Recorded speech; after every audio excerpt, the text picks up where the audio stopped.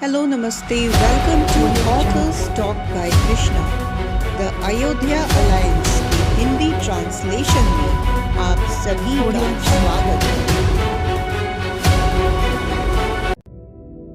सेयोंगसन गारक संघ, वर्तमान सेयोंगजू काउंटी, दक्षिण कोरिया, लगभग 2000 साल पहले।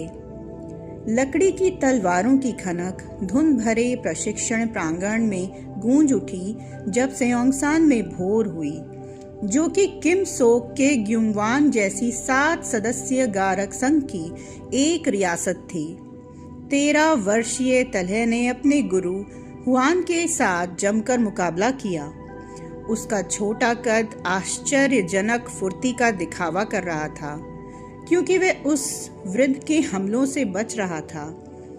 तल्हे उन 6 बच्चों में से एक था, सोजू की तरह, जो उस आग से बच गए थे जिसने उसके अनाथालय को अपनी चपेट में ले लिया था। उसकी तलवार का हर वार उस रात की पीड़ा को दर्शाता था। आग की लपटें, चीखें, नुकसान जो उसके वर्षों से कहीं अधिक दृढ़ संकल्प को और बढ़ा रहा था। ध्यान दो तल्हे, हुआन ने तेज वार को रोकते हुए कहा। सिर्फ आंख मूंद कर वार मत करो, अपने विरोधी के इरादे समझ लो। एकाग्रता में तल्हे की भौएं सिकुड़ गईं। उसने अपनी मुद्रा ठीक की, पहले बाएं मुड़ने का नाटक किया और फिर अपनी तलवार को चतुराई से दाएं घुमा दिया। हुआन लड़खड़ा गया, उसकी चाल देखकर हैरान हुआ और फिर हंस पड़ा। वाह, बहुत बढ़िया। असली ताकत सिर्फ शारीरिक नहीं होती, ये यही है। उसने अपनी कनपटी पर थपथपाया। तुम्हारा दिमाग तुम्हारी मांसपेशियों जितना ही जरूरी है। भविष्यवाणी करो, अनुकूलन करो और प्रतिकार करो। यही जीत की कुंजी है। जैसे ही वह सांस लेने के लिए रुके, एक और छात्र मिन्हो रिंग में आया। उसने अपने कंधे सीधे किए और आंखें गड़ा दी। चलो, अब मैं तुम्हें आगे ले चलता हूँ, उसने घोषणा की। उसकी आवाज में चुनौती थी। तल्हे के साथ भी संकोच नहीं किया। अगर तुम जिद करोगी तो चलो, देखते हैं तुम क्या हो काबिल। तल्हे ने जरा। मुकाबला मिन्हो के बेतहाशा हमले से शुरू हुआ। उसकी चालें स्पष्ट और कुशलता से रहित थीं। तल्हे ने बेतहाशा हमलों की सहजता से टाल दिया, सटीकता और कुशलता से उनका जवाब दिया। उत्सुक राहगीर उन्हें देखने के लिए रुक गए और जल्द ही एक छोटी सी भीड़ इकट्ठा हो गई, जो जयकार कर रही थी और सलाह दे रही थी। जैसे जैसे झड़प बढ़ती गई, तनाव बढ़ता गया और तल्हे की बेहतर तकनीक और शांत स्वभाव के सामने मिन्हो के वार लगातार बेकाबू और लापरवाह होते गए।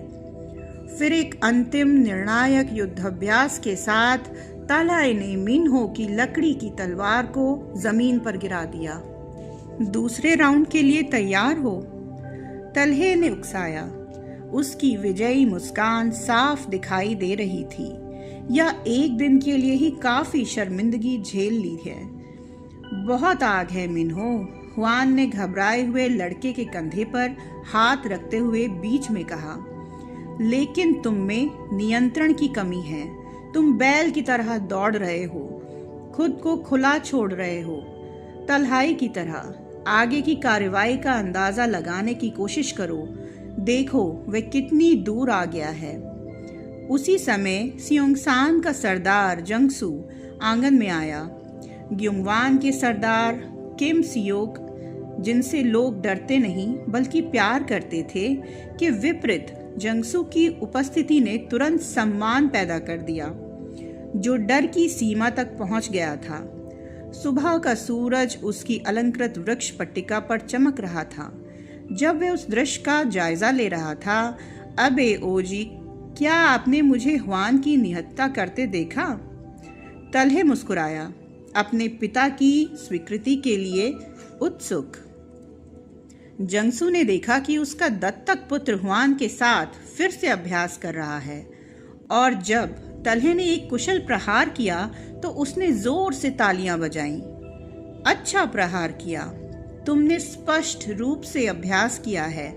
उसने तल्हे को पास आने का इशारा किया, लेकिन केवल बल प्रयोग से हमारी सीमाएं सुरक्षित नहीं होंगी। मेरे साथ चलो।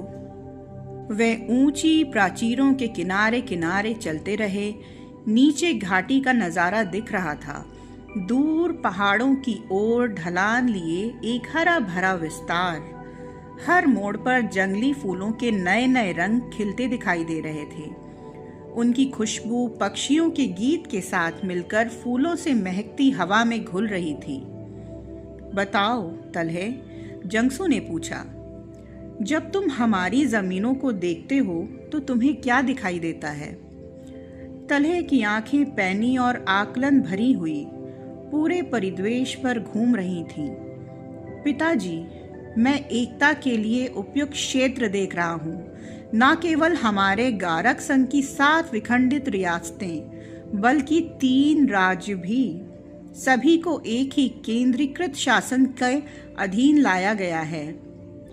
और वह शासन किसका होगा? जांगसू ने पूछा।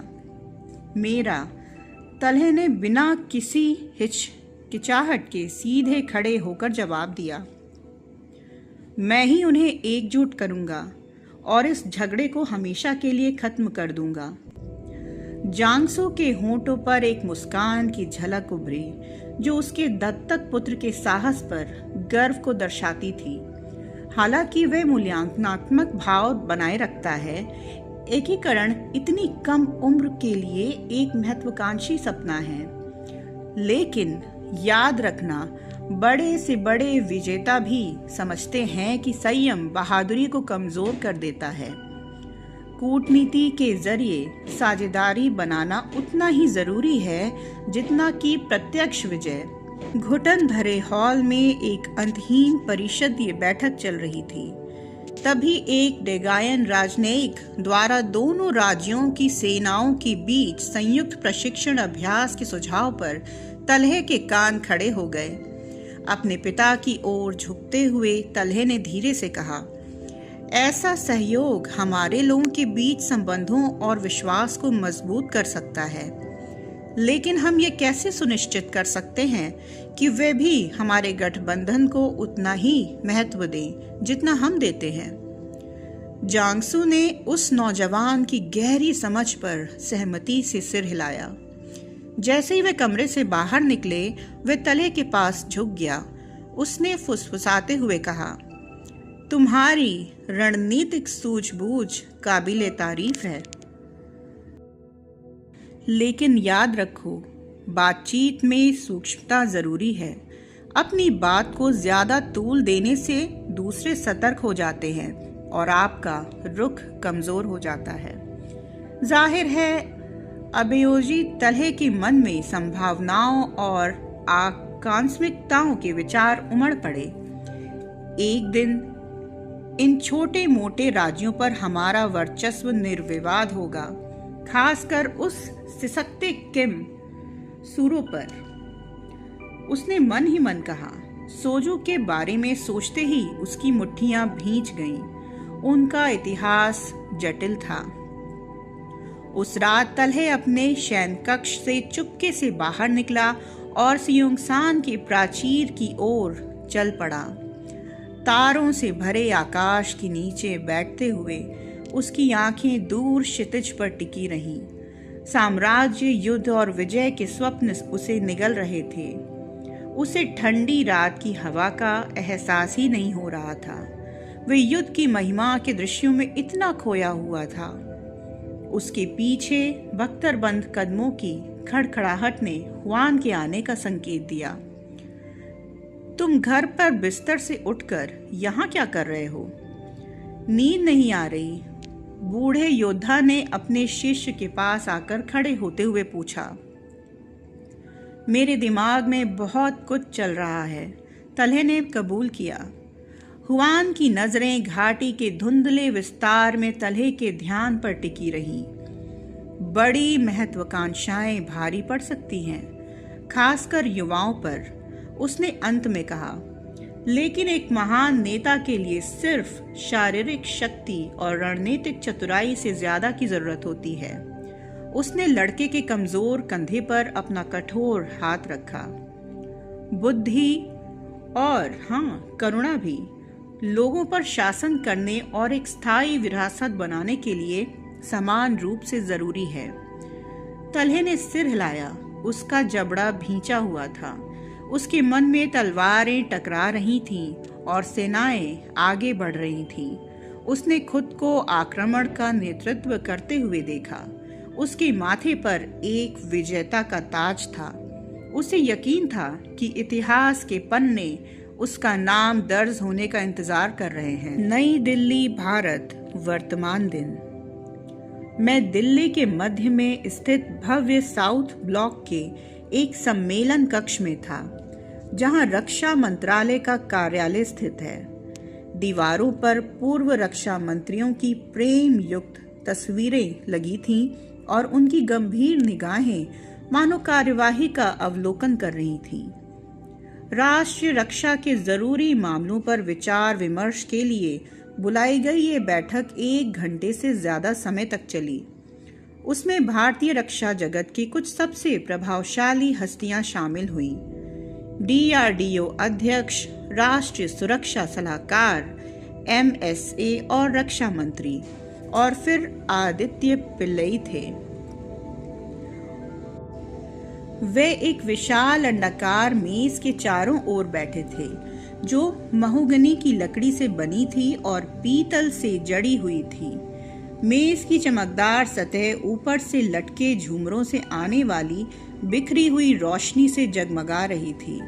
समय के साथ घिसी पिटी ये मेज दशकों से लिए गए महत्वपूर्ण फैसलों की गवाह रही थी। आमतौर पर शांत रहने वाले आदित्य के मन में अनिश्चितता की एक गांठ सी कसती जा रही थी। ये अप्रत्याशित संबंध क्यों? एक व्यवसायी होने के नाते आदित्य ने रक्षा प्रतिष्ठान की इस्पात संबंधी जरूरतों को पूरा करने की उम्मीद में वर्षों तक उनसे मनुहार की थी, लेकिन एक बार उन्हें मना कर दिया गया।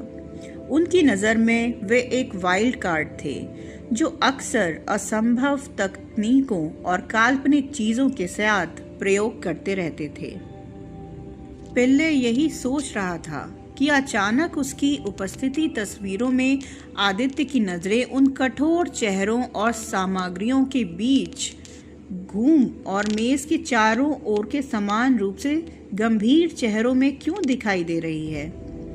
रक्षा मंत्री, जो एक अनुभवी राजनेता हैं और अपनी बेबाक राय के लिए जाने जाते हैं, सबसे पहले बोले। उनकी आवाज धीमी और संयमित थी। उन्होंने मेज पर हाथ रखते हुए कहा, पाकिस्तान का पतन हो सकता है। अगर ऐसा हुआ तो हमारा मानना है कि पंजाब, सिंध, बलूचिस्तान, POJK और गिलगित बाल्टिस्तान जैसे इलाके बिखर सकते हैं।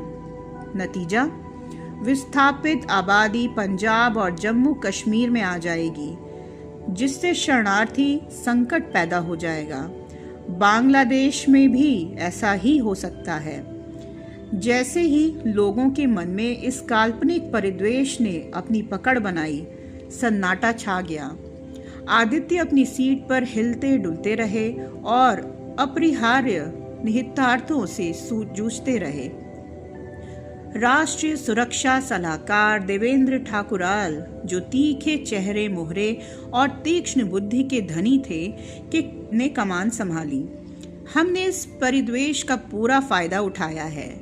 विखंडन की स्थिति में चीन इस स्थिति का फायदा उठाकर अरुणाचल प्रदेश जैसे इलाकों में वास्तविक नियंत्रण रेखा पर सीमा विवाद भड़काकर हमारा ध्यान भटका सकता है।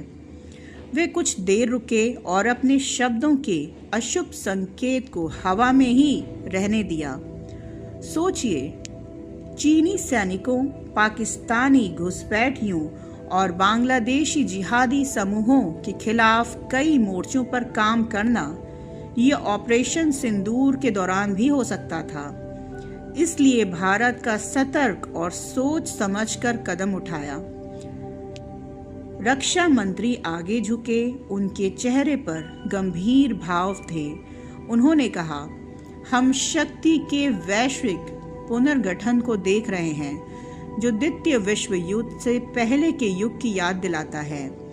यूक्रेन, रूस, Israel, Hamas, Armenia, Azerbaijan, AS Syria जैसे अनेक संघर्ष दुनिया को नया आकार दे रहे हैं।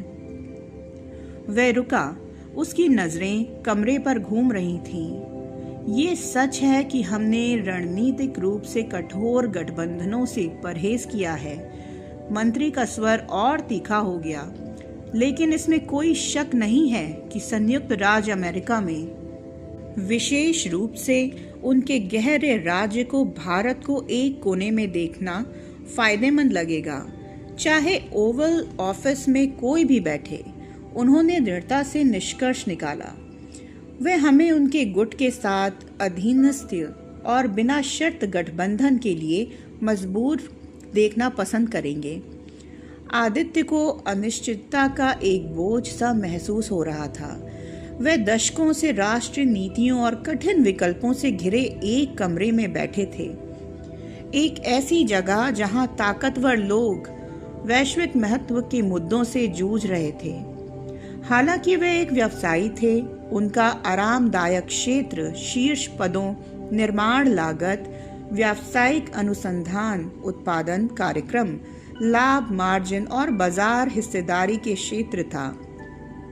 एक ऐसी दुनिया जो उन्हें राष्ट्रीय सुरक्षा और विदेशी संबंधों के इस जटिल चक्रव्यूह से बहुत दूर लगती थी। राजनेताओं और नौकरशाहों के ऊंचे आदर्श होते हैं। उनके जैसे व्यापारियों के पास केवल व्यावसायिक विचार होते हैं, जिनमें से कुछ व्यावसायिक रूप से असफल भी होते थे। जैसे ही राष्ट्रीय सुरक्षा सलाहकार और रक्षा मंत्री ने भू राजनीतिक परिवेश प्रस्तुत किया, आदित्य के मन में एक ही सवाल गूंज उठा, मैं यहाँ क्यों हूँ? आखिरकार DRDO के अध्यक्ष V.K. रेड्डी, जो अपनी स्पष्टवादिता के लिए जाने जाते हैं, आदित्य की ओर मुड़े। उन्होंने अविचल दृष्टि से कहा, इन बढ़ते खतरों के जवाब में प्रधानमंत्री द्वारा बताई गई 10 महत्वपूर्ण सैन्य पहलों को तेजी से लागू किया जाना चाहिए। उनमें से एक नया BPBT है। हमें उस उन्नत टैंक की जरूरत है और हमें इसकी तुरंत जरूरत है और हमें इसके लिए स्टील की जरूरत है। आदित्य ने पूछा, और तेज से आपका क्या मतलब है? और जब आप मुझे हमेशा से अजीब समझते आए हैं तो मुझे मौका क्यों दे रहे हैं? उसने सवाल बिना पूछे ही छोड़ दिया। अध्यक्ष ने कहा, इन 10 परियोजनाओं को 1 वर्ष के भीतर पूरा किया जाना है। कमरे में हवा और भी घनी हो गई। आदित्य अविश्वास से आंखें फाड़े देख रहा था। एक टैंक को फिर से तैयार करने में 1 साल लगेगा। ऐसे प्रोजेक्ट के लिए सामग्री की क्या जरूरत होगी? उसे अचानक एहसास हुआ, वह यहाँ क्यों था? इंडस्ट्री में कोई और इतना पागल नहीं होगा कि ये चुनौती स्वीकार करे। आदित्य के लिए यश और असफलता के बीच उतार चढ़ाव कोई नई बात नहीं थी। वर्षों से उन्होंने ऐसे उपक्रमों में हाथ आजमाया था जिन्हें ज्यादातर लोग छूना भी नहीं चाहेंगे। भूल गए रासायनिक धातु विज्ञान से प्रेरित दबाव प्रतिरोधी मिश्र धातुओं के डिजाइन से लेकर सम्रांगण सूत्रधार में वर्णित ध्वनि अनुनाद पर आधारित ध्वनि दृढ़ धातुओं की प्रतिकृति बनाने की कोशिश तक। बाद वाला प्रोजेक्ट बुरी तरह असफल रहा, लेकिन तकनीकी मंचों पर उन्हें एक पर्याय मिल गया। अन्य प्रोजेक्ट जैसे तक्षशिला अभिलेखागार से ग्रंथों को डीकोड करने के बाद विकसित एक हल्के संक्षारण रोधी मिश्रण से अप्रत्याशित लाभ कमाया। वह औद्योगिक व्यावहारिकतावादियों की दुनिया में एक जुआरी थे, जो धूल भरी पांडुलिपियों और जंग खा रहे अवशेषों में दबी प्रतिभा की झलकियां पोछा करते थे। अध्यक्ष ने आगे कहा, मौजूदा स्टील मानक अपर्याप्त है। ये उन्नत बीपीबीटी को कमजोर बना देता है। हमें एक ऐसे मजबूत संस्करण की जरूरत है जो नवीनतम चीनी एटीजीएम का सामना कर सके। सिर्फ कठोरता ही काफी नहीं है, हमें कुछ ऐसा लचीला चाहिए जो न सिर्फ विक्षेपित कर सके बल्कि नष्ट भी कर सके। इस प्रक्रिया को तेज करने के लिए हमें आपके पूर्ण सहयोग की आवश्यकता है। हमें हर संभव प्रयास करना होगा। जो भी करना पड़े करें। इसलिए हमने आपको यहाँ आने के लिए कहा। आदित्य ने गहरी सांस ली और खुद को संभाला। मेरे पास कितना समय है? रेड्डी की प्रतिक्रिया त्वरित और निर्णायक थी। 8 सप्ताह, 8 हफ्ते। अनजान स्पेसिफिकेशंस वाले स्टील के एक नए वेरिएंट को विकसित करने के लिए। इसकी बेतुकी बात ने उसे पूरी तरह से अभिभूत कर दिया। संरचना, मात्रा, प्रदर्शन मानकों, डिलीवरी शेड्यूल पर कोई चर्चा नहीं। यहाँ तक कि कोई लिखित ब्रीफ या भुगतान संबंधी प्रावधान भी नहीं। मानो उससे उम्मीद की जा रही थी कि वह हवा से धातु विज्ञान की कोई नई चीज गढ़ लेगा। वह विरोध करना चाहता था। इस समय सीमा की बेतुकी बातों पर ध्यान दिलाना चाहता था, लेकिन वह जानता था कि ये सब व्यर्थ है। फिर उसके अंदर एक अलग सोच वाला व्यक्ति था जो जोखिम उठाना पसंद करता था। अप्रत्याशितता एक अदम्य आकर्षण रखती है। आदित्य को एहसास हुआ कि ये जीवन का सबसे बड़ा अवसर था, ठीक वही जिसकी उसे तलाश थी। उन्होंने सिर हिलाया। उनके चेहरे पर अनिच्छा से स्वीकृति का भाव था।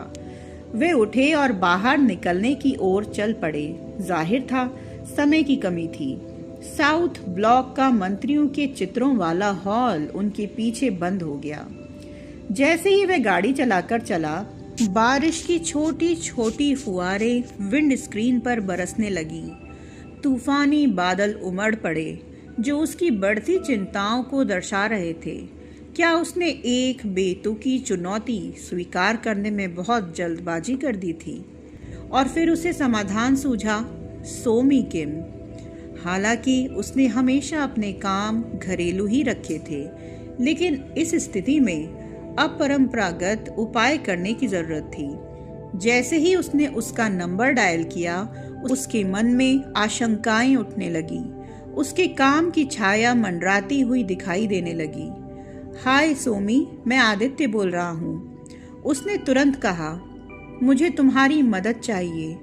शायद मैंने अपनी क्षमता से ज्यादा काम ले लिया है। साकेत कौशल, present day Ayodhya, Uttar Pradesh, India. लगभग 2000 साल पहले राजा विदूषिका का बुलावा आया था और धूल भरी सड़क पर उनके घोड़े की टापें गूंज रही थी। राजा विदूषिका का बुलावा जरूरी था और उनकी तत्काल उपस्थिति की मांग थी। सफेद धोती, बड़ी बड़ी मूछों पर हाथ फेरते रहे।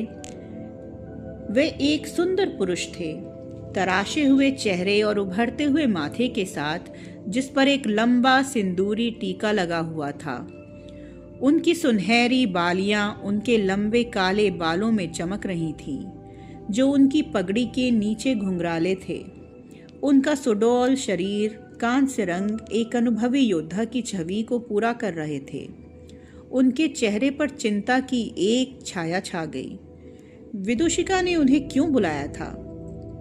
उन्होंने अपना घोड़ा एक महल सेवक के पास छोड़ दिया और तेजी से राजा के कक्ष की ओर चल पड़े। पिछले कुछ दशकों में कौशल में राजनीतिक उथल पुथल मची हुई थी।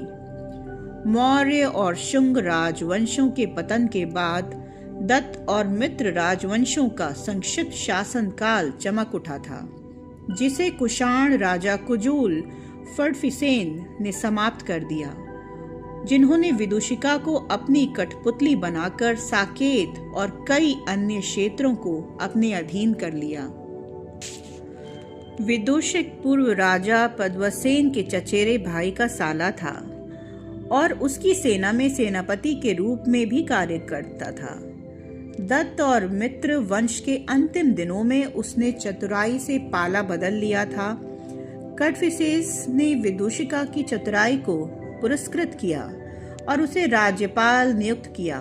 साथ ही उसके शाही संबंध के कारण उसे राजा की उपाधि भी बरकरार रखने दी। पद्मसेन को ईर्ष्या होने चाहिए थी, इसके बजाय उसे विदूषिका पर दया आ गई। हर कोई जानता था कि असली शक्ति 930 मील दूर बखलों में निहित है। प्रणाम प्रभु। पद्मसेन ने प्रवेश द्वार के पास रखे एक बेसिन से गुलाब जल की सुगंध लेते हुए धीरे से कहा। एक बड़ी खिड़की जो आम तौर पे विदूषिका के मोर निहारने के आनंद के लिए बगीचे को घेरे रहती है, आज पर्दों से ढकी हुई थी। पद्मसेन ने सोचा, ये राज्यपाल तो खुद ही एक अकड़ते हुए मोर से ज्यादा कुछ नहीं है। कमरा कुछ रणनीतिक रूप से रखे गए तेल के दियों की मंद रोशनी में भव्य साज सज्जा से भरा हुआ था। मोटे रेशमी पर्दे, लकड़ी की बारीक नक्काशी और आलीशान गद्दियां। पद्मसेन एक नीची कुर्सी पर बैठ गया और विदूषिका सुनहरे हत्थों वाली ऊंची सोफे पर बैठ गई, जो उसकी शक्ति और प्रभाव का प्रतीक था। विदूषिका का पीला रंग, झुकी हुई आंखें और गोल मटोल शरीर उसे आलस्य के आभास दे रहा था, लेकिन पद्मसेन जानता था कि उसे कमतर नहीं आंकना चाहिए। मैं तुम्हें ये जानने के लिए बुलाया है कि सब कुछ सामान्य है या नहीं, विदूषिका ने प्रारंभिक बातों को टालते हुए कहा। उसकी आंखें, जो आमतौर पर उदासीनता से आधी बंद रहती थीं, अब पद्मसेन पर टिकी हुई थीं और उसकी हर हरकत पर नजर रख रही थीं। पद्मसेन ने धड़कते हुए दिल से झूठ बोला, कुछ भी असामान्य नहीं है। क्या गुप्तचरों ने राज्यपाल को राम के उपवन की घटना की सूचना दे दी थी, या वह मृत व्यक्ति विदूषिका का प्रतिनिधि था, या ये संबंध पूरी तरह से असंबंधित था? विदूषिका ने थकी हुई आह भरी बनावटी धैर्य के साथ, पद्मसेन, तुम मुझ पर कब भरोसा करोगे? उसने पूछा। मैं तो सिर्फ साकेत के लिए अच्छा चाहता हूँ। तुम मेरे साथ काम करने से क्यों मना कर रहे हो? प्रभु, इसमें कोई मतभेद नहीं है। साकेत को चाहने वाले सभी लोग एक ही पक्ष में हैं। पद्मसेन जानता था कि विदूषिका उसके धोखे को भांप गई है। नर्तकियों की तरह जो एक दूसरे के चारों ओर चक्कर लगाते हैं, किसी चूक से सावधान रहते हुए वे सावधानी और सोच समझकर बातचीत में आगे बढ़ते रहे। 197 में द्वैतालिंगम रक्षक पद्मसेन प्राचीन शब्दों और परंपराओं से बंधे थे। हालांकि राजनीतिक वास्तविकताएं उन्हें शासक के प्रति सम्मान दिखाने के लिए बाध्य करती थीं। उनकी सच्ची निष्ठा उस रहस्य के प्रति थी जिसके वे रक्षा करते थे। विष्णु स्तंभ के नीचे राम के उपवन में दफन द्वैतालिंगम, यदि कोई संघर्ष होता तो वे जानते थे कि उनका मार्ग स्पष्ट है। उनके राजसी वंश ने उन्हें विदूषिका की मांगों का विरोध करने और अपने कर्तव्य पर अड़िग रहने का अधिकार दिया था। विदूषिका पीछे झुक गया। उसकी उंगलियां सोफे के सुनहरे हैंडल पर लयबद्ध ताल से थिरक रही थीं। सोचो, हम साथ मिलकर क्या क्या कर सकते हैं, उसने रेशमी फुसफुसाहट से कहा। सम्राट कुजूला से एक शब्द और अनकही शक्ति तुम्हारी हो जाएगी। पद्मसेन जानता था कि शब्दों का ये नृत्य जल्द ही समाप्त हो जाएगा और ये उसकी जगह एक और भी खतरनाक मुकाबला शुरू हो जाएगा। उसका डर जायज था। युएझी गठबंधन की एक शाखा कुषाण एक जनजाति थी जो चीन से आकर बाखलों में बस गई थी। उनके राजा कुजूल कड़फिसेस यूनानी कला के संरक्षक, शैव धर्म के अनुयायी और बौद्ध धर्म के उपकारक थे, लेकिन उनका अंतिम लक्ष्य स्पष्ट था, पूरे भारतवर्ष में अपना प्रभाव बढ़ाना। पद्मसेन ने स्वीकार किया, शायद आप ठीक कह रहे हैं प्रभु, शायद हमें मिलकर काम करना चाहिए साकेत के लिए। शानदार, विदूषिका ने होठों पर एक हल्की सी मुस्कान के साथ कहा। उसने पद्मसेन को स्थिर दृष्टि से देखा। उसकी झुकी हुई आंखें अब उसके भीतर की तीक्ष्ण बुद्धि को छिपा नहीं पा रही थी। उन्हें एक दूसरे से कोई राज नहीं रखना चाहिए। तो आज के लिए बस इतना ही। सुनने के लिए बहुत बहुत धन्यवाद। मैं कल फिर आपसे मिलूंगी नए एपिसोड्स के साथ the Ayodhya alliance Hindi translation में।